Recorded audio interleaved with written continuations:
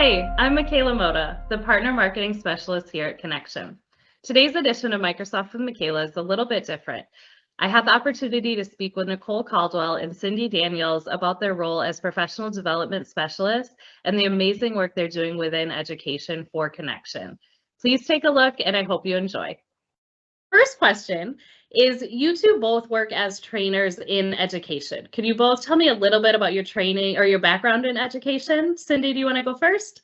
Sure. I spent about 10 years teaching second and third graders and then moved on to administration for about 13 years, 9 of which was a school principal. Oh, wow. Okay, that's great. What about you, Nicole?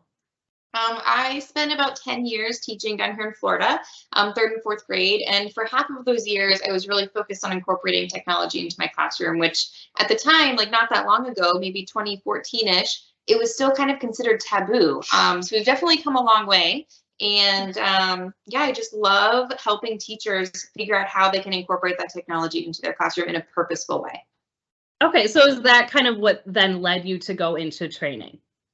Yeah, I think it kind of started with just being curious. I was first exposed to the tool Padlet. Actually, was my first piece of technology I used in the classroom, and just seeing how engaged my students were just got me excited, and I wanted to, meet them where they were, incorporate this technology into the classroom, and then ultimately I ended up leading a couple different one-to-one initiatives in the district where I worked, incorporating these tools into the classroom. Okay. That's really cool. What about you, Cindy? How did you decide to kind of make that transition into more of a training role? Yeah, I think I just really got into the ability to help teachers with tools that they didn't know existed. So being able to give teachers time back while still meeting the needs of their students, access to M365 tools that exist, but they don't know that they have. So just being able to really get in there and support more teachers than just in one building level. Okay.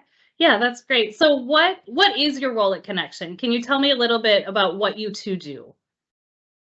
Yeah, a little of everything, right? Yes, definitely. Yeah, I mean, we can work with small schools, full districts, supporting and providing professional development around a couple of different areas. If you're in a system where you're looking at full transformation, we can support with that. If you're looking at building collaboration and communication by using Teams, we can isolate it to that. And then, of course, looking at accessibility and EDU tools, being able to support, again, kind of using those devices to the full capacity that they are. I know, Nicole, you probably have a ton more to add to that. Well, I think you brought up a good point when you were talking about like using those devices to their fullest capability, because we really help Connection provide that end-to-end solution. So we're often that first point of contact, with our sales folks, helping our customers with their device purchase or refresh or licensing or whatever it might be. And then Cindy and I kind of come in on the back end to round out that solution with the support on how to actually use the devices in the classroom purposefully to enhance teaching and learning once they arrive on campus. Oh, that's so important. So when you're going into these schools, do you feel, or how do you feel that your education or your education background really helps with that? You kind of have that sort of buy-in from teachers. Yeah, I feel like Cindy and I are unique in this role because we can talk the talk because we did walk the walk. We have felt the pain points like of unengaged students sitting in front of us, of not enough time on our hands, of wishing we had an extra person in the room, and like working at nighttime on the couch and ignoring our family. And we've been that teacher, but teaching doesn't have to be like that. And I think that is what we're really trying to help teachers with, to kind of get out of that cycle of just drowning, because then corners get cut and something's got to give. But when you incorporate these Microsoft tools into the classroom, so many of those things can get a lot better. Okay, that's a really, really great answer. Yeah, I think the only thing I would add to that is that we've also both been in those situations where we're looking at closing achievement gaps, or we're looking at subgroups and how can we support specific students. And then the other piece is, how do we engage parents? Like, what do we do for parents who are unable to be in the classroom or in the building, and how do we create a truly inclusive environment in the building and in the community. So for me, those key impacts, like we've lived struggling to communicate with parents who maybe don't speak English as a first language. And so just being able to relate to what teachers are facing on a day-to-day basis. Yeah, no, I think that's so important. And I'm sure all the teachers and the districts and administrators that you work with can feel that, just that energy when you're going into these buildings and showing the tools and really providing that end-to-end service. So my last question is, Cindy, you touched on this a little bit before, but do you two want to just tell me like what your most popular trainings are within schools via Connection? I think it's going to vary. I think it's going to vary by the needs of what people are looking for. I think your larger districts are definitely looking for that ETF, that transformation.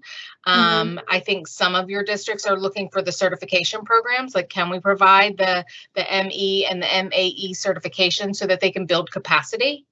And then I think that working like at the high ed end of it, I would say they're really looking at accessibility tools and certification for future teachers so that they are leveraging going in and interviewing. Those are kind of the three areas I see. Nicole, I'm not sure if you have other ideas. I couldn't agree more. I think you nailed it. Yeah, 100%. Nailed it. Great. And I know I've worked with both of you on customer success stories, so I just wanted to just kind of highlight that as well. We have 2 customer success stories on our blog where you both were really imperative, particularly in training new teachers. So I think that's so important too, that you're going in and not only providing this for teachers that, maybe don't know too much about technology or have been teaching and kind of been in the game for a long time, but also going into these new crop of teachers and making sure that they're set up for success. That's just, going full circle for me is really, really cool. So thank you both for coming. My kind of last thing I wanted to do really quickly is just do a rapid fire question. So we can do that right now. Are you guys ready? Ready. Okay, so first question is, what is your favorite Microsoft tool to train on? OneNote. OneNote? Okay. Immersive Reader. Immersive Reader. 100%. Coming from my training background, I am going to agree with Cindy. Immersive Reader was always my favorite. Okay, next question. What do you feel is the most underutilized Microsoft tool in classrooms today? You go first this time. Translator tools. Yeah. I'm like along the same lines. I was just going to kind of say accessibility tools. I think people are so afraid if you use them that kids won't learn. And that's just a myth that needs to be debunked. Yeah. Yep. Definitely agree. Okay, this one I want you to think quick on, but it's kind of a larger question. But what was kind of your biggest aha moment in a training? I think for trainers, maybe to remember, anybody that's facilitating anything with an audience, never underestimate the power of just a simple turn and talk between participants, turn and talk and share out loud, and just making sure the participants know they have a voice and they know that their voice is respected and heard. Love that. And what about you, Cindy? Yeah, I think my biggest aha is that you don't know what you don't know. And so really, I've always said that about myself, but being in the room and working with teachers and realizing sometimes they don't know what they don't know. And so a lot of us are supporting schools that are Google schools who have Microsoft access, and they have no idea of the hidden tools that can be brought to the surface for them. So you just don't know what you don't know. Okay, and it's okay to not know. And that is okay. No, That's exactly. Right. That's right. Yeah, it's fine. 100%. It's fine. And I think people, especially with technology, that's a hard thing for people to admit sometimes. So just going in and being really open is so important. Okay, last rapid fire. What's the best thing about training educators?